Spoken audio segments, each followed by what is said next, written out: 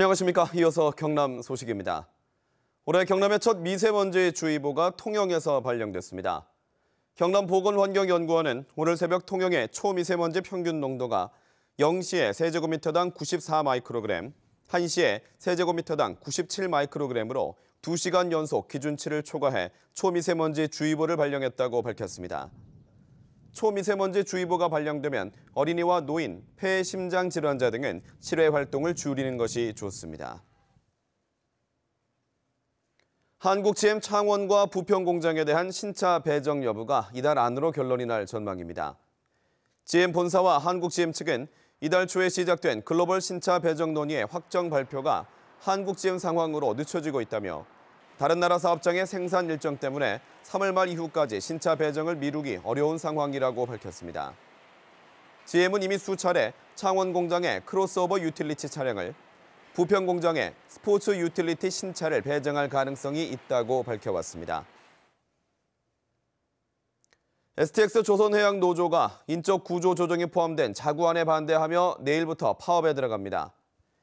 STX 조선노조는 생산직과 휴직자 700여 명이 참가한 가운데 내일 오전 8시부터 파업에 나서 오후 2시부터 창원 안민터널 인근에 모여 사측을 교탄하는 현수막 선전전을 합니다.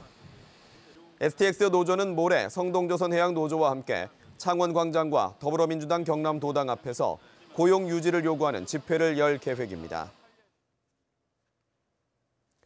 미국이 한국 철강 제품에도 25%의 관세를 추가 부과하기로 했다가 다음 달 말까지 유예하기로 했습니다.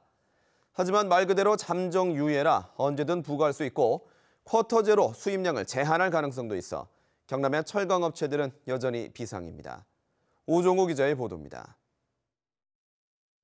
국내 최대 특수광 생산업체인 창원의 한 기업. 미국이 한국산 철강에 25%의 추가 관세를 부과할 경우 기존 5% 정도인 관세가 30%로 크게 늘게 됩니다.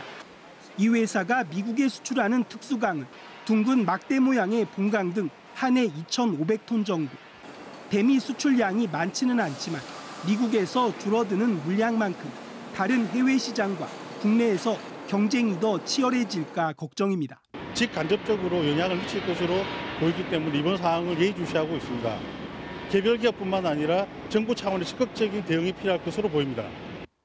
창원의 대미 철강 수출 비율은 지난 2000년 21.8%에서 미국의 수입 규제 등으로 지난해 5.2%로 줄었습니다.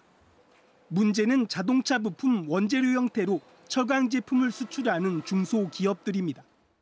대미 수출에서 가장 비율이 높은 것이 중소기업들이 주조와 단조 작업으로 생산하는 주단강이기 때문 25% 관세가 더 붙게 되면 수출 가격이 그만큼 오르게 되는데 중소기업들이 이를 버텨낼지 걱정입니다. 기술 개발에 의한 고품질 철강류 생산을 통해서 수출선을 확대하는 그런 전략이 필요하다 이렇게 생각할 수 있겠습니다. 조선업 불황으로 어려운 경남 경제가 미국 철강 관세 인상으로 이중고를 겪지 않을지 우려됩니다. KBS 뉴스 오종우입니다. 자유한국당 공천관리위원회가 창원시장 후보 선정에 여의도 연구원에서 진행하는 정밀 여론조사 결과를 반영할 계획입니다. 자유한국당 공천관리위원회는 창원시장 후보 선정에 정밀 여론조사 결과와 지역 여론, 창원 국회의원 4명의 의견 등을 종합적으로 반영해 결정하겠다고 밝혔습니다. 이에 앞서 공천관리위원회는 모레 경남도당을 찾아 창원시장 예비후보자 7명을 면접 심사할 예정입니다. 경남 소식이었습니다.